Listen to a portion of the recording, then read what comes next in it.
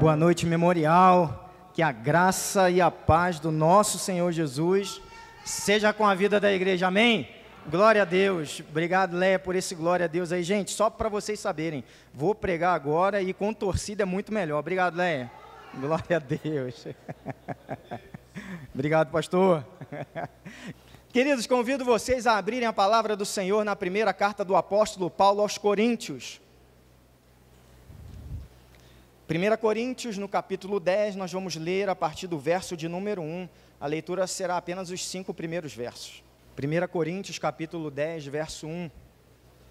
É bom você manusear a palavra de Deus, seja ela impressa ou digital, tá? Apesar disso, o texto também vai ser projetado. Amém, irmãos? Vamos ler o texto sagrado? A palavra do Senhor vai nos dizer assim: irmãos, Paulo falando, não quero que vocês se esqueçam do que aconteceu muito tempo atrás, quando os nossos antepassados foram guiados por uma nuvem que ia diante deles e atravessaram um mar. Na nuvem e no mar, todos foram batizados como seguidores de Moisés.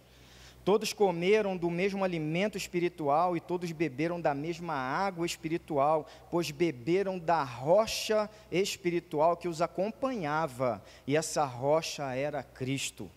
No entanto, Deus não se agradou da maioria deles, e os seus corpos ficaram espalhados pelo deserto. Eles ficaram espalhados pelo deserto. O tema da minha mensagem nessa noite é: não fique pelo caminho. Amém, irmãos? Não fique pelo caminho. O Senhor tem um destino para cada um de nós, amém? E nós vamos chegar lá em nome de Jesus. Feche seus olhos mais uma vez. Vamos orar pedindo a graça do nosso Deus. Pai, eu te agradeço, Senhor, por estar aqui nessa noite, cultuando ao Senhor, juntamente com essa igreja, Pai, que eu posso dizer, com toda a sinceridade do meu coração, que eu amo tanto, Pai, tá na presença do Senhor, junto com os meus irmãos. Obrigado por cada louvor que foi entoado, por cada oração, obrigado por tudo que o Senhor está fazendo aqui, Pai, em nome de Jesus. Agora esse é o momento da sua palavra, pedimos, Senhor, pela tua graça e misericórdia, fala conosco, prende a nossa atenção àquilo que o Senhor quer ministrar ao nosso coração, Pai, tira toda a distração da nossa mente, Pai, todo o problema, Senhor, que a gente tem ainda para resolver, que a gente venha deixar momentaneamente de lado para ouvir a tua voz. Cada pessoa aqui nessa noite, ó Deus, não saiu da sua casa para ouvir voz de homem, mas sim a voz do Senhor, porque essa voz que cura a nossa alma, essa é a voz que transforma a nossa vida, essa é a voz que nos levanta, Senhor. Que seja assim, ó Pai amado, nessa noite, para a honra e glória do nosso Senhor Jesus. Quanto a mim, Pai, tenha misericórdia, Senhor, porque eu não sou digno de portar tão importante mensagem, Deus. Tenha misericórdia da minha vida, me usa com graça, apenas, Senhor, apenas, para abençoar a vida dos meus irmãos. É isso que eu te peço, Pai, no nome de Jesus. Amém. Queridos, o Antigo Testamento é muito importante. Você vai ouvir estudiosos falando que o Antigo Testamento é a velha aliança, que ele não faz mais sentido nenhum para a gente, que nós estamos debaixo agora de uma nova aliança, inaugurada pelo sacrifício de Jesus, e que é isso que nos importa, e que o Antigo Testamento é apenas história, e não faz sentido para nós. Só que isso não é verdade, tá? Isso não é verdade porque o próprio apóstolo Paulo, ele vai dizer que toda a escritura é de Gênesis ao Apocalipse, ela é divinamente inspirada e útil para o ensino, a repreensão, correção e instrução na justiça. Paulo vai falar isso para Timóteo. E Paulo está aqui escrevendo à igreja de Corinto, ensinando a igreja de Corinto através do Antigo Testamento. E qual o resumo desse ensino? É um alerta, que Paulo está dizendo o seguinte: olha, não se esqueçam do que aconteceu com os nossos antepassados. Olhem para o nosso passado, para o passado do nosso povo. Há quem diga que sabedoria é aprender com os nossos erros, não é verdade? Mas um ato de muito mais sabedoria é a gente aprender com os erros dos outros. E é isso que Paulo convida a igreja de Corinto a fazer. Certo filósofo uma vez disse o seguinte: olha, um povo que não conhece a sua história está condenado a repeti-la. Não sei se você já ouviu essa frase. Essa frase, ela é verdadeira. Irmãos, o alerta que Paulo faz aqui, queridos, é que às vezes a gente não passa naquela leitura rápida assim, a gente não se atenta aos detalhes, é algo muito sério. O que Paulo está dizendo aqui é que a maioria ficou pelo caminho. É isso que o texto sagrado está dizendo. A maioria ficou pelo caminho. Tanto é, irmãos, que depois você lê o texto em casa, Paulo ele continua, falando sobre isso, e aí lá por volta, se eu não me engano, do versículo 10, ele vai dizer ele vai dizer aquele versículo que a gente conhece tanto: portanto, quem pensa estar de pé, cuide para que não. Por isso, ele está fazendo alusão aos primeiros versos, que ele está falando do povo de Israel. Irmãos, a gente não precisa repetir os erros do passado. A gente não só pode, como deve, fazer da nossa história algo diferente daquilo que a gente tem visto na palavra de Deus e que pessoas, pelos livros da Bíblia, cometeram de erro. A gente precisa olhar para isso e fazer diferente, amém? Então eu quero partilhar algumas coisas, essa é a minha introdução bem simples e rápida. Eu quero partilhar algumas coisas com a igreja nessa noite, a respeito de não ficar pelo caminho, não morrer no deserto. E a primeira coisa que eu quero partilhar, irmãos, o primeiro ponto da minha mensagem é: o deserto ele não é uma punição. Posso ouvir um amém? O deserto não é punição, tá, irmãos? A gente precisa mudar a nossa ótica em relação a isso. Deuteronômio 8:2 vai dizer assim: o Senhor teu Deus te guiou no deserto esses 40 anos para te humilhar e te provar, para saber o que estava no teu coração. O deserto não é um castigo, uma punição. O deserto é um lugar onde Deus escolheu para nos abençoar. Está maluco, pastor? Não estou maluco não, irmãos. É isso mesmo. Talvez você olhando, sem a iluminação do Espírito, você possa dizer assim: não, cara, mas Deus está me levando para o deserto, para quê? Para me humilhar, para me provar. Como que alguém vai dizer que isso não é um castigo? Mas não é, irmãos. O deserto é um lugar onde Deus nos conduz para nos abençoar. Mesmo que num primeiro momento a gente não entenda, mesmo que em algumas partes, alguns períodos da nossa vida, a gente acha que isso, vivendo a luta do deserto, a gente vem achar que isso é ilógico, é irracional, mas não é. A gente precisa olhar para o deserto sob a ótica de Deus, porque a gente precisa, irmãos, enxergar nessa fase um propósito maior, porque de fato há. Só que para que isso aconteça, a gente precisa o quê? Renovar a nossa mente. Irmãos, a gente só consegue enxergar, entender um pouco, por mais que Deus não tenha obrigação de nos revelar aquilo que Ele quer fazer com a nossa vida, mas que a gente venha entender um pouco do agir de Deus na nossa vida, a gente precisa renovar a nossa mente, amém? Por isso que o apóstolo Paulo vai dizer: olha, transformai-vos pela renovação da vossa mente, ou seja, a renovação de mente traz transformação para a minha vida. Para quê? Para que eu possa experimentar a vontade de Deus, que é o quê? Boa, perfeita e... Irmãos, a vontade de Deus sempre será boa, perfeita e agradável. Só que se eu não renovar a minha mente, não conseguir olhar a dinâmica da minha vida como Deus olha e como Deus enxerga, eu vou sempre achar que Deus está me punindo ou me castigando. Mas isso não é verdade. Para nos abençoar, Deus vai nos levar em alguns momentos da vida para o deserto. Foi Deus que conduziu o povo para o deserto. É isso que o texto está falando. Sou eu que estou te conduzindo para te provar, te humilhar e ver aquilo que há no teu coração. A mesma coisa aconteceu com Jesus no Evangelho de Mateus, capítulo 4. Depois que Jesus se batiza, o que diz o texto? E o Espírito o quê? Conduz Jesus aonde? Ao deserto. Ao deserto. A gente precisa, irmãos, enxergar o deserto na perspectiva de Deus. Sabe por quê? Porque o deserto é um lugar onde a gente tem um encontro íntimo com o Senhor. É uma oportunidade. Assim aconteceu com Moisés. Moisés vivia numa vida boa, irmão. Vivia na corte, vivia como um príncipe egípcio. Então ele vivia tendo tudo de bom e do melhor, riqueza, luxo, até o dia de faltar domínio próprio nele, ele vai lá e mata um egípcio e aí ele tem que fugir. E para onde que ele foge? Deserto. Lugar de escassez, lugar de falta, lugar totalmente diferente e oposto àquilo que ele estava acostumado a viver. Ele foi para o deserto cuidar ali de umas poucas ovelhas do seu sogro. Ele casa e ele vai cuidar das ovelhas de Jetro. E é nesse período, irmãos, onde Deus se revela a ele através da sarça ardente. Deixa eu dizer uma coisa para você que está aqui nessa noite. Talvez você esteja vivendo um momento de crise na sua vida como você nunca viveu.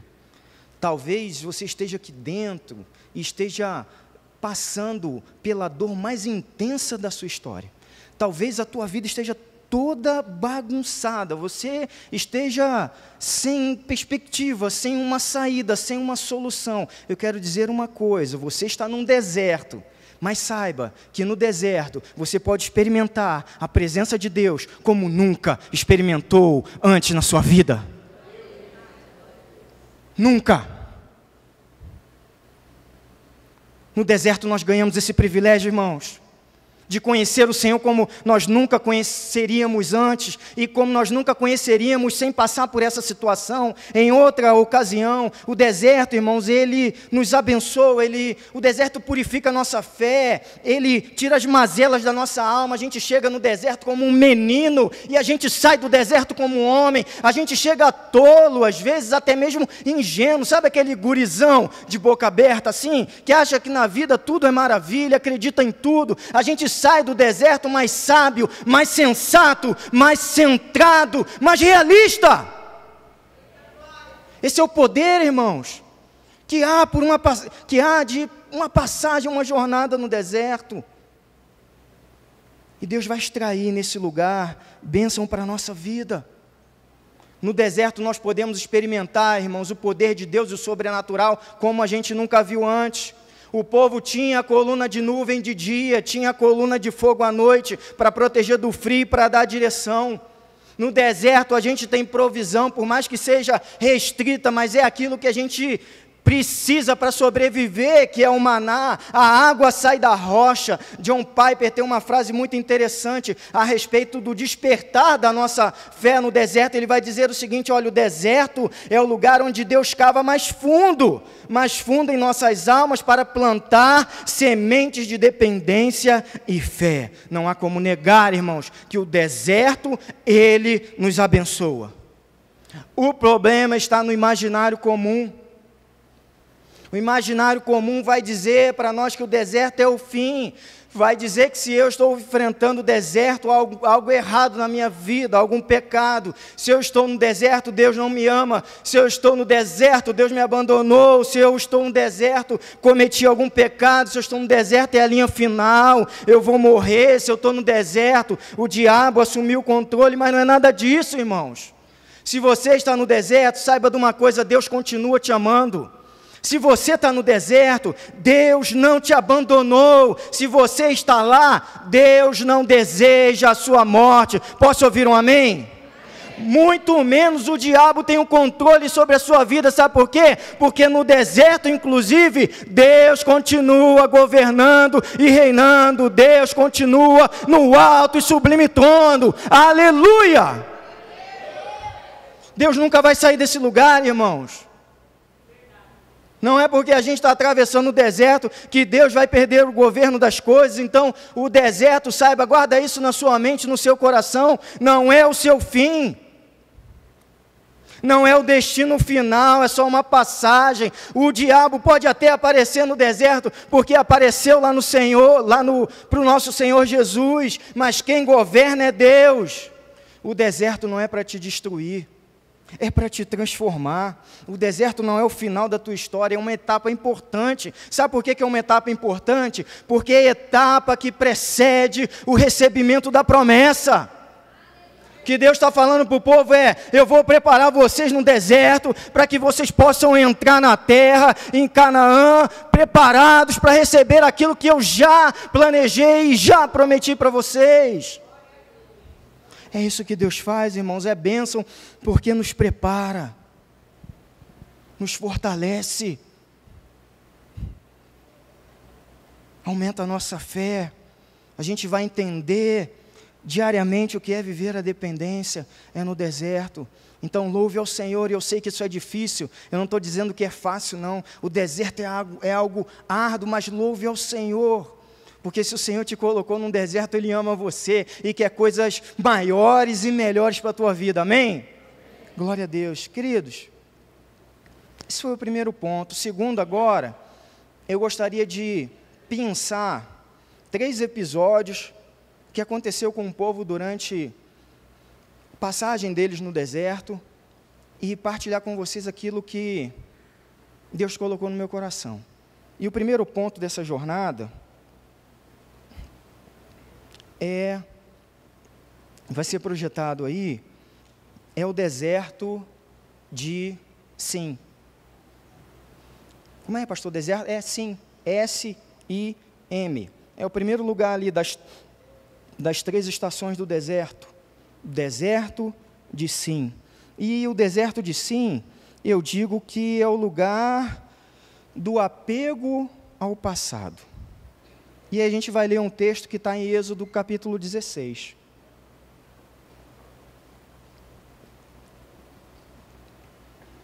Êxodo 16, verso 3, vai dizer assim: se ao menos o Senhor tivesse nos matado no Egito, isso é o povo falando,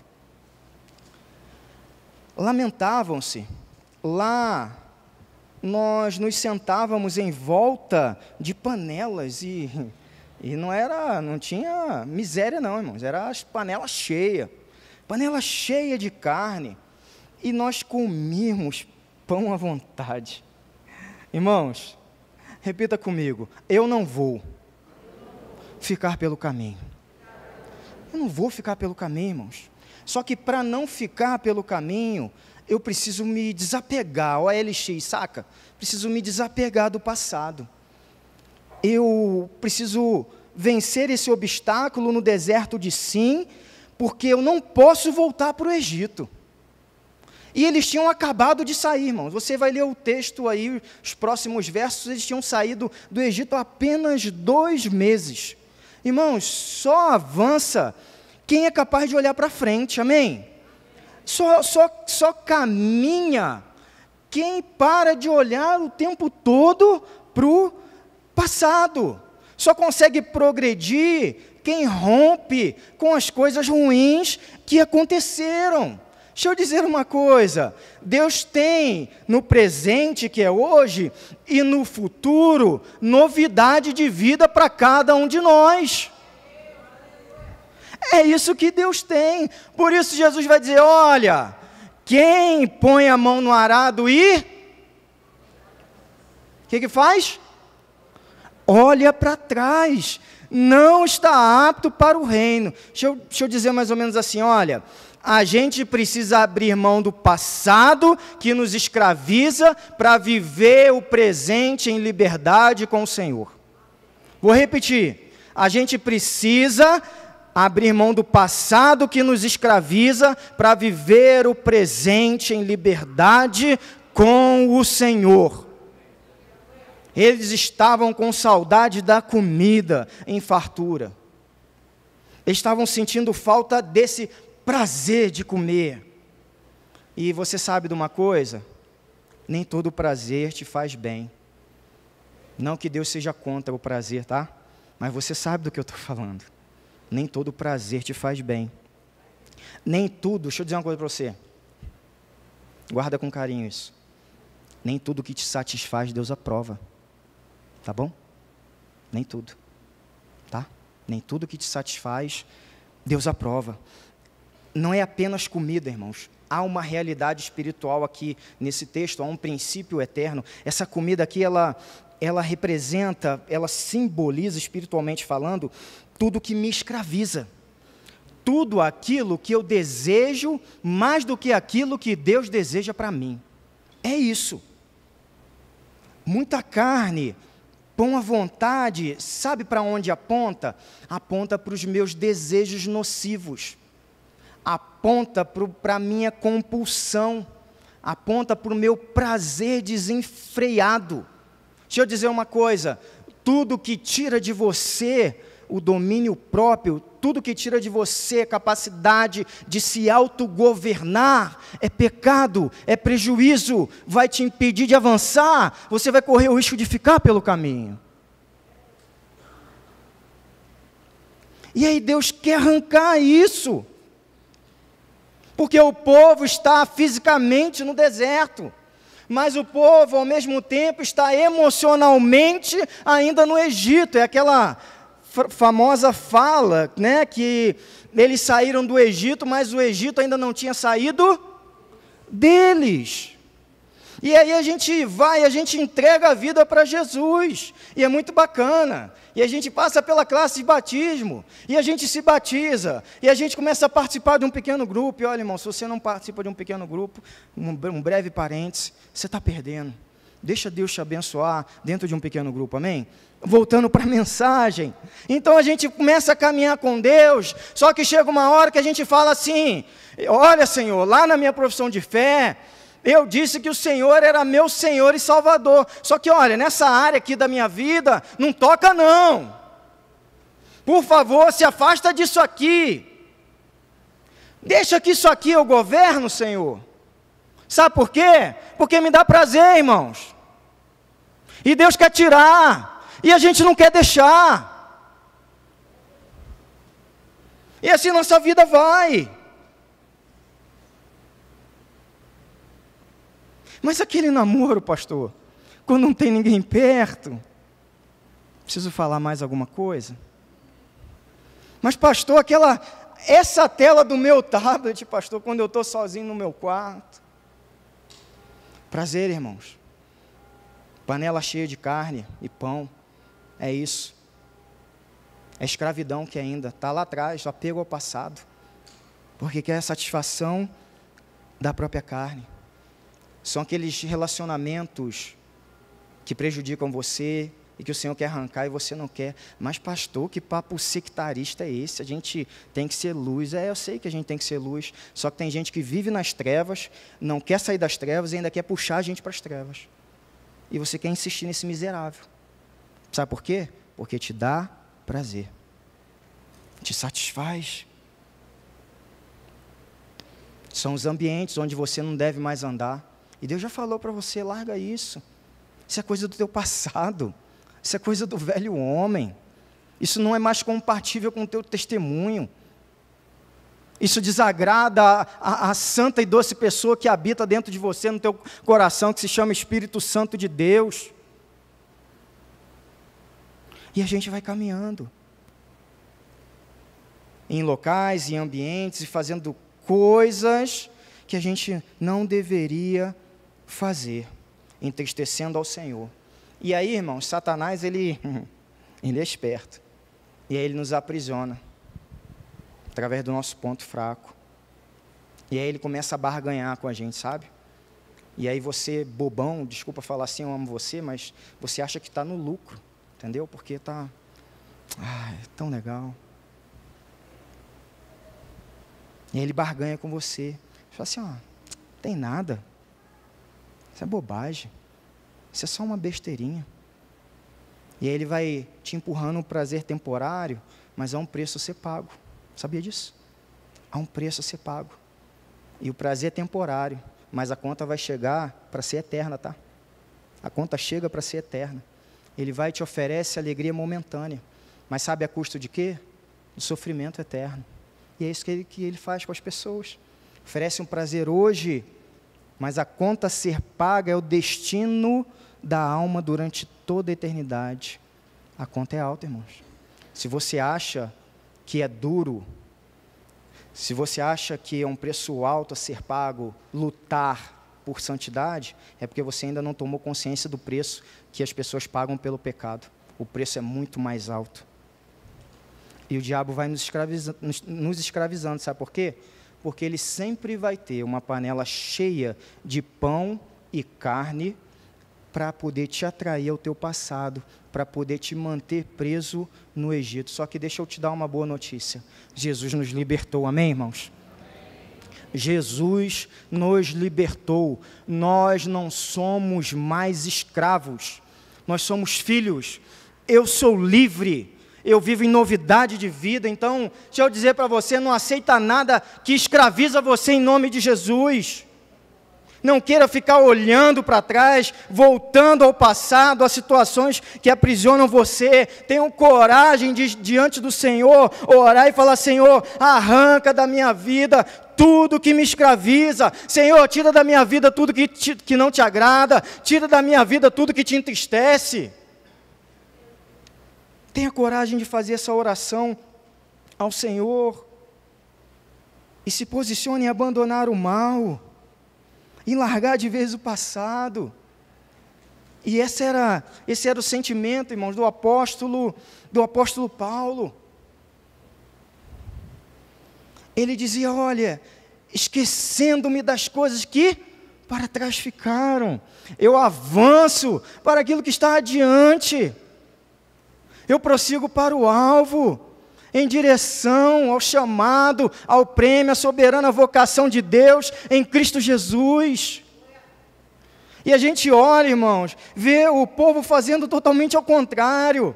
E não foi a primeira vez, não. Foram outras vezes. Em Êxodo capítulo 14, no Mar Vermelho, eles estavam diante do mar e o exército do faraó na retaguarda. E eles começaram a reclamar para Moisés: Moisés, por que a gente não ficou no Egito? Era melhor a gente ter morrido lá. Ou seja, estavam olhando para o passado, desejando conforto. Aqui nesse texto, Êxodo 16, o deserto de Sim, eles reclamam, querem voltar ao passado. Êxodo capítulo 17, em Refidim, o povo fala: agora nós estamos sem água. A gente tinha que ter voltado para o Egito, mais uma vez, olhando para o passado. Em Cades Barneia, que eu vou falar daqui a pouquinho, os espias, são 10 que fazem um relatório negativo. Depois daquele relatório, desanima todo o povo, e eles olham e falam assim: olha, vamos voltar, vamos escolher um novo líder para voltar para o Egito, voltar para o passado. E não acaba. Em Taberá, eles novamente reclamam por comida, só que dessa vez não é apenas pão e carne. Eles falam: havia peixes, havia pepinos, havia melões, cebolas. Vamos voltar para o Egito.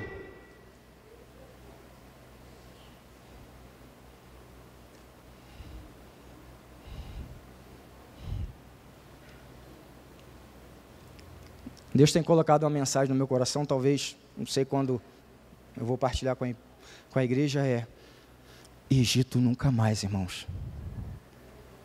Egito nunca mais. Porque Deus nos libertou, irmãos. Sou livre. Egito nunca mais. Egito não é mais o meu lugar. No primeiro século da era cristã, ali mais ou menos no ano 70 e alguma coisa, havia um escravo. Ele era escravo de Roma, do Império. E esse homem não era qualquer homem, esse homem era um lutador, ele era um gladiador. E esse homem, nessa época, ele desencadeou o que é chamado na história de a Terceira Guerra Servil. Irmãos, essa guerra foi a maior revolta, maior insurreição que escravos já fizeram contra a Roma antiga. Foi um fuzuê. 3, 4 anos de guerra ferrenha do império contra os escravos. O nome desse líder era Espartaco. Talvez você já tenha ouvido falar nesse nome. E esse homem, ele tem uma frase que é muito interessante. Ele diz o seguinte: olha, eu prefiro morrer 1000 vezes do que viver um dia como escravo. Esse deveria ser o nosso desejo, irmãos. O desejo do nosso coração, dia após dia. Não troque a liberdade que você tem em Cristo Jesus para ser escravo do diabo. É preferível a gente viver em liberdade no deserto, cheio das restrições que há no deserto, do que viver escravo no Egito. É melhor ter apenas um maná como comida no deserto, mas tendo a presença de Deus, do que ter fartura de pão e carne no Egito e sendo escravo de Satanás. Não volte, irmãos. Desapegue do passado, olhe para trás, faça como Paulo, olha, eu esqueço o meu passado, eu vou prosseguir, eu vou adiante. Talvez você esteja pensando assim, mas pastor, eu pequei, pastor, eu fiz tanta besteira. Irmão, se arrependa, o evangelho é sobre isso. Antes de Jesus pregar a salvação, ou dizer que ele era o Filho de Deus, o primeiro discurso do nosso Senhor foi, arrependam-se. Então é isso que o Senhor fala para a gente, se arrependa genuinamente, confesse os seus pecados a Deus, peça perdão a Deus e prossiga, porque você, a partir de então, não será mais escravo, você será filho, em nome de Jesus. Segunda estação, irmãos, no deserto.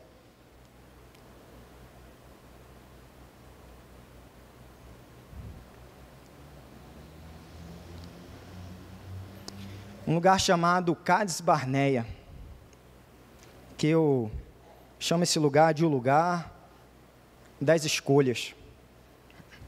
Cádiz Barneia, irmãos, é um lugar de decisões, porque é ali onde Moisés envia, vocês conhecem a história, 12 espias até a terra, e eles fazem um monitoramento, analisam a terra, e eles voltam. Só que o relatório de 10 desses 12 não é bom. E aí, Números 13, o texto vai ser projetado, eles vão dizer assim, olha, eles espalharam entre os israelitas um relatório negativo sobre a terra, sobre o povo que vive ali. O povo que vive ali é poderoso, e suas cidades são grandes, são fortificadas. Não podemos enfrentá-los, são mais fortes do que nós. Irmãos, Cádiz Barneia é o lugar de decisão, é o lugar das escolhas, porque é ali que nós vamos decidir se nós vamos avançar confiando nas promessas de Deus ou se nós vamos recuar por conta das más notícias, por conta de um relatório negativo. É ali que a gente segue ou a gente fica pelo caminho. É ali onde a gente segue, acreditando que Deus é fiel e poderoso para cumprir o que prometeu, ou é ali que a gente morre. Como vai ser a nossa jornada? Qual vai ser a nossa escolha? A gente vai escolher o quê? Vida? Ou seja, vamos escolher Canaã ou morte no deserto? Nós vamos escolher a bênção que o Senhor tem para cada um de nós, ou nós vamos escolher maldição? Diante desse relatório dos 10, rapidamente, irmãos, o povo todo se alinhou com essa visão pessimista, e eu digo para você, cuidado com aquilo que te influencia. Sabe por quê? Você já deve saber disso, você toma decisões com base nas influências que há sobre você. Basta você me dizer quais foram as decisões importantes na sua vida, que em pouco tempo eu digo para você aquilo que te influencia. É simples. Você toma decisões com base naquilo que te influencia. A opinião majoritária era negativa. Pergunto para você, quais são as vozes que você tem ouvido? Quem tem te influenciado? Você segue conselhos de quem? Já parou para pensar nisso? Irmãos, a influência que chega até nós, no trabalho, na faculdade, no dia a dia, na sua maioria, não estão em sintonia com a vontade de Deus para nós, tá?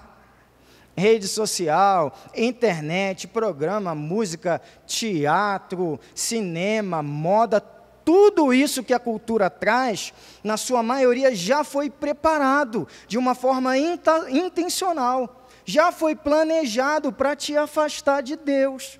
Mas sabe por quê que a gente muitas vezes não percebe isso? Porque a influência da palavra de Deus não é suficiente na nossa vida. A gente só vai perceber a influência negativa que o mundo traz para a nossa vida quando a influência da palavra de Deus for maior ou suficiente para que a gente possa comparar as informações, que a gente possa analisar os lados e o que tem nos bombardeado. Só que a gente vai abraçando tudo que o mundo vai trazendo, a gente vai abraçando, vai aceitando, vai acolhendo, e isso, irmãos, nos traz o risco de ficar pelo caminho. Está todo mundo fazendo, por que eu não vou fazer? Está todo mundo ouvindo, por que eu não vou ouvir? Está todo mundo falando, por que eu não vou falar? Está todo mundo vestindo, olha que moda legal, todo mundo. Irmãos, nem sempre a maioria está certa, tá? Esse ditado que a voz do povo é a voz de Deus, isso é mentira, tá? A voz de Deus é a palavra de Deus. A voz de Deus foram os profetas no Antigo Testamento. A voz de Deus é o próprio Deus que falou através de seu Filho. A voz do povo não é a voz de Deus. Tá? Teve uma época que o povo estava diante de Pilatos e o que o povo falou foi: crucifica-o, crucifica-o. Então a voz do povo não é a voz de Deus. Mas há uma voz, queridos, e isso eu quero dizer para você: há uma voz que pode nos guiar, há uma voz que pode nos dar segurança, há uma voz, queridos, que nos dá a direção certa, há uma voz que quer nos conduzir pelo deserto, irmãos, do início ao fim, para que a gente não venha a ficar pelo caminho. E essa voz, irmãos, é do sumo pastor, essa voz é do nosso Senhor Jesus Cristo. As minhas ovelhas, diz o Senhor, ouvem quem? A minha voz. E elas não só ouvem a minha voz, elas me seguem. Elas não seguem o mundo. E elas me seguindo, elas nunca, irmãos, nunca perecerão, mesmo se estiverem dentro do deserto. Eu dou a elas a vida eterna, e ninguém pode as arrebatar das minhas mãos. Aleluia! Essa é a voz, irmãos, que nós precisamos seguir. Não é a voz que o povo fala, não é a voz do relatório negativo dos 10 espiões, é a voz do nosso pastor, não é a voz do mundo. É a voz que me faz seguir em frente, irmãos, mesmo quando todo o cenário está dizendo que vai dar ruim. É a voz que me faz caminhar, mesmo quando as circunstâncias estão totalmente adversas e contrárias a mim. É a voz que me faz avançar e não me deixa pelo meio do caminho, quando todos vão dizer: olha, isso não vai dar em nada, isso não vai dar resultado, essa crise de casamento vai terminar em divórcio, essas finanças nunca vão melhorar, o filho nunca vai voltar para o Senhor, não vai dar certo, é o teu fim, é a linha de chegada. É mentira, irmãos.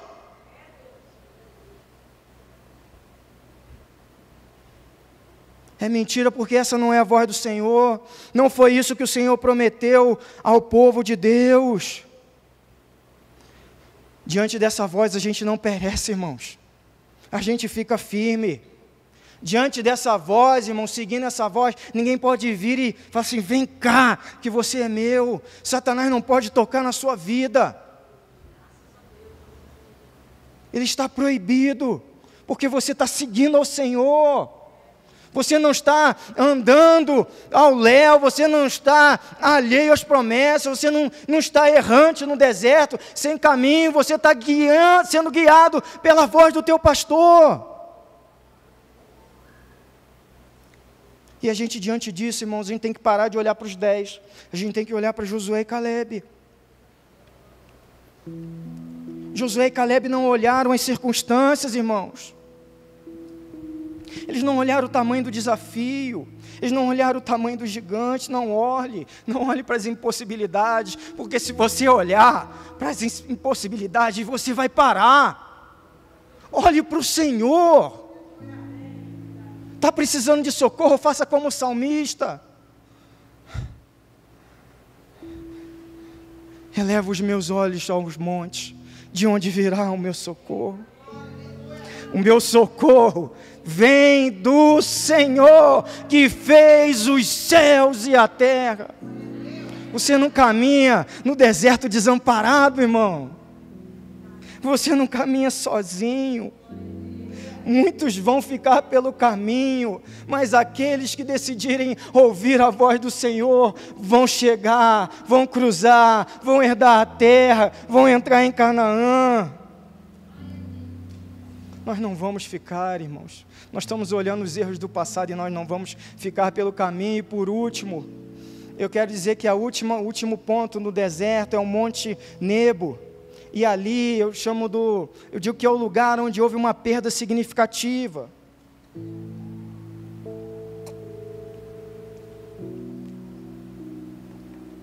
O Senhor disse a Moisés: esta é a terra que prometi sob juramento a Abraão, Isaque e Jacó, quando disse: eu a darei a seus descendentes. A promessa, irmãos. Sim, permiti que você a visse. Moisés está no Monte Nebo, você está vendo com seus próprios olhos, mas você não atravessará o rio, você não entrará nela. Eles estavam tão perto, irmãos, eles estavam perto, e eles perdem ali uma pessoa importantíssima. O líder, o grande líder Moisés, aquele que guiou o povo, que aconselhou o povo, que ensinou o povo, aquele que intercedia e aplacava a ira de Deus, aquele que trouxe as leis depois de ter subido ao monte e ficado 40 dias com o Senhor. Moisés se foi. Aquele que lá no início da jornada de saída do Egito estendeu a vara e o mar se abriu, ele se foi. Moisés foi embora. E diz o texto, irmãos, logo alguns versos aí depois, que o povo paralisou tudo. O povo parou para se lamentar e chorar por 30 dias. Eles receberam um golpe que eles não esperavam. E Moisés, irmãos, morreu com 120 anos, não porque estava fraco. Moisés era aquele vovôzão sarado, barriga de tanquinho, forte. Você acha que eu estou inventando? Não é. Está lá em Deuteronômio, vai dizer que Moisés, a vista dele era boa, e que a sua força era igual à força que ele tinha na juventude.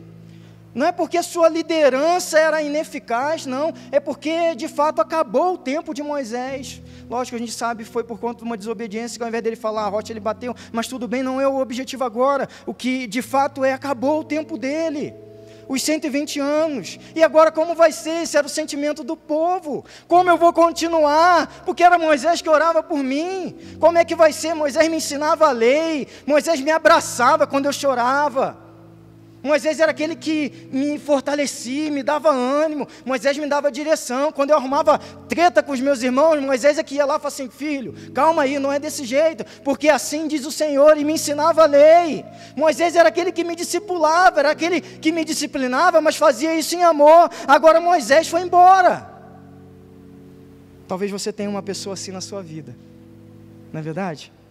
Pessoa que traz o refrigério, que traz bálsamo a você, aquela pessoa que você, quando o bicho está pegando, você corre para ela, sabe? Eu sei, provavelmente você tem essa pessoa, aquela pessoa que você considera um pilar, mas deixa eu dizer uma coisa para você: essa pessoa um dia vai embora. Não só essa pessoa vai passar, tudo vai passar, em algum momento da vida. Os céus vão passar, a terra vai passar. Somente aquele que não vai passar é aquele que é eterno desde sempre, amém? Só ele que não vai passar. O pastor Fábio está aqui hoje, amanhã não está. O pastor Christian está aqui hoje, amanhã não está. O pastor Márcio está aqui hoje, amanhã não está. O João está hoje, amanhã não está. O Rogério está aqui hoje, não está. Enfim, a gente vai passar, irmãos. A gente vai passar. Só que enquanto pessoas que são importantes e preciosas para a gente, mesmo que elas passem, a gente precisa prosseguir, senão a gente vai ficar na beira do caminho, a gente vai morrer no deserto. E é nesse cenário de incerteza futura que todos ficaram, que pairou sobre o arraial do povo de Deus, é que muitos abandonam a fé, desanimam e até mesmo desistem de Deus. Mas é nessa hora que a gente precisa continuar. Sabe por quê? Porque Moisés foi, mas o plano não mudou. O plano é: eu vou levar vocês até a terra. Moisés se foi, mas o propósito continua. Moisés se foi, mas o destino é o mesmo. Moisés se foi, mas a missão permanece. Moisés se foi, mas a promessa não foi cancelada. Moisés se foi, mas aquele que governa e permanece para sempre vai continuar guiando o seu povo, guiando a sua igreja. E por isso que nós vamos avançar, irmãos. Aleluia! Por isso que nós vamos. É importante que as pessoas nos ajudem, muito importante, que a gente aprenda com os irmãos, que a gente exercite uns aos outros, que as pessoas nos deem suporte, mas a gente às vezes vai confiando tanto, a gente vai dependendo tanto, a gente vai se apoiando tanto nas pessoas, que chega o tempo que a gente acha que não vai mais conseguir viver sem elas. Há relacionamentos onde há tanta dependência, melhor dizendo, tanta codependência, é emocional, é física, é financeira, e Deus não quer isso para nós. Pastor Márcio sempre ministra isso com muita autoridade, irmãos. O Senhor não quer isso para nós. Moisés é aquele sim que guia, julga, ora, só que chega um momento que Moisés faz tanta coisa pelo povo, e às vezes o povo fica tão inerte ali, tão como um consumidor de toda a situação, que Moisés acaba sendo uma muleta espiritual para todo o povo de Israel. E aí, quando ele vai embora, ninguém sabe o que vai fazer. E com a gente não pode ser assim, irmãos, amém? Há um negócio chamado sacerdócio universal para todo crente. Mais uma vez eu repito, uma igreja precisa de uma liderança forte e de uma liderança que receba de Deus uma visão e uma direção certa para seguir. Mas você é um sacerdote em Cristo Jesus. Então não fique inerte esperando por Moisés. Ore pelas pessoas. Pregue a palavra para as pessoas. Interceda. Dê uma palavra de ânimo. Abra a sua casa para um pequeno grupo multiplicador. Amém? Abra sua casa, fala: pastor, eu sinto um desejo de, a partir de hoje, me preparar para ser um facilitador. Como funciona? Deixa Deus usar você. Certa vez eu estava num lugar e uma irmã me ligou, foi muito engraçado isso.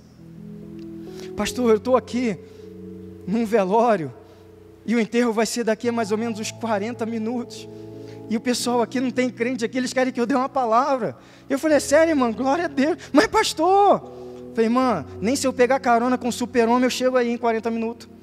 Não dá. Deixa eu te dar uma orientação. Você faz assim, Salmo 46. Se você não sabe se a pessoa é salva ou não, não foca a mensagem na pessoa. Fala que Deus é bom, que Deus é isso. Joga a mensagem para Deus, aponta para Deus. Tá bom, pastor, eu vou fazer. Sacerdócio universal, não é o nome disso, irmãos. Eu não posso ficar esperando por Moisés toda hora. Tem que arregaçar as mangas, irmãos. Tem que arregaçar. Tenho que servir. Tenho que trabalhar. Não dá, uma estatística vai dizer que 80% do público e da membresia das igrejas no Brasil, 80% é consumidor. É aquela pessoa que só chega ali e fica. Ela senta domingo após domingo, mês após mês, ano após ano, mas ela não arregaça as mangas, porque ela está acostumada com um monte de Moisés aqui na frente, fazendo um monte de coisa. E aí quando entra no deserto, irmão, sabe o que acontece? Não tem força para caminhar no deserto, irmãos.